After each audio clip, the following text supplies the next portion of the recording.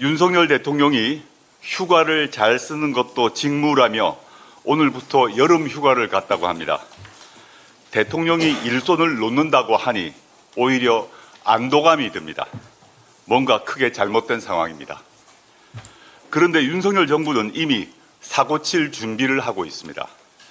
여당 회방을 뚫고 방송사법, 노랑봉투법, 민생회복지원금법이 어렵사리 국회를 통과해 정부로 넘어갔습니다.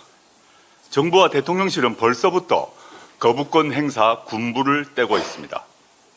혹시 이번 주에 국무회의를 열어 제2요구안을 의결하거나 휴가 복귀 뒤 거부권을 행사할 수 있습니다.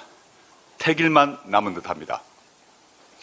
이렇게 거부권을 행사하면 앞서 15건을 합쳐 20건이 넘게 됩니다. 총 행사 횟수에서 독재자 이승만 대통령 뒤를 이은 압도적 2위입니다. 집권 기간 중 연간 행사 횟수에서는 1위입니다. 가히 거부왕이라 칭할 만합니다. 폭염으로 온 국민이 힘든데 국민의 화를 더욱 치밀게 할 것입니다. 특히 사적 이익을 위해 거부권을 남용하는 게 더 큰 문제입니다. 특검법이 그렇습니다. 본인, 배우자, 장모, 선후배, 부하들을 보호하려고 합니다. 자신들 죄가 줄줄이 드러날까 봐 그러는 것 같습니다. 특검은 무조건 틀어막고 보는 특틀막 거부권입니다. 거부왕이 아무리 거부권을 남발해도 진실을 영원히 묻어둘 수는 없습니다. 조국혁신당이 진실을 다시 햇볕 아래로 불러내겠습니다. 모든 방법을 동원해서 진실을 밝힐 것입니다. 조국혁신당은 3년은 너무 길다 특별위원회, 즉 탄추위를 구성해 법적, 정치적 의혹을 면밀하게 살피고 있습니다. 이와 함께 조국혁신당은 특검과 국정조사를 동시 추진할 것입니다. 이미 조국혁신당은 5월 21일 삼국조 3특검법을 국민께 약속했습니다. 라인 야후 경영권 논란, 잼버리 관리와 부산 엑스포 유치 실패, 언론 장악 등 3가지는 국정조사 대상입니다.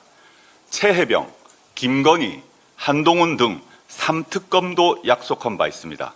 이제 의혹이 있는 모든 사안에 전면적 국정조사 실시를 촉구합니다.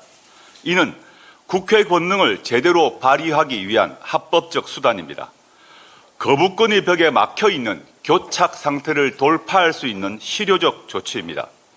정기국회 시작 전까지 윤 대통령이 거부한 특검법 재추진과 병행하여 국정조사를 추진할 것입니다. 우선 최혜병 순직 사건의 대통령 등 국가기관 개입과 수사방해 행위 등을 조사하는 국정조사를 준비하겠습니다.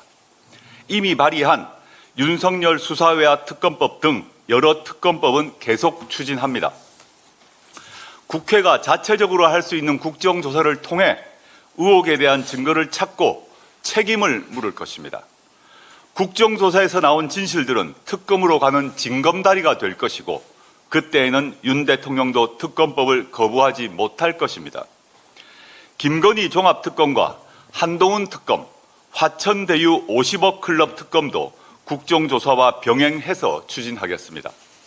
이들 특검도 윤 대통령이 이미 거부했고 앞으로도 거부할 것입니다. 국조를 병행해야 하는 이유가 바로 여기에 있습니다. 저희 조국혁신당만으로는 안 됩니다. 국정조사는 재적 의원 4분의 1, 75명 이상이 요구해야 실시할 수 있습니다. 마침 민주당도 이 특검 4국조를 추진 중인 것으로 압니다.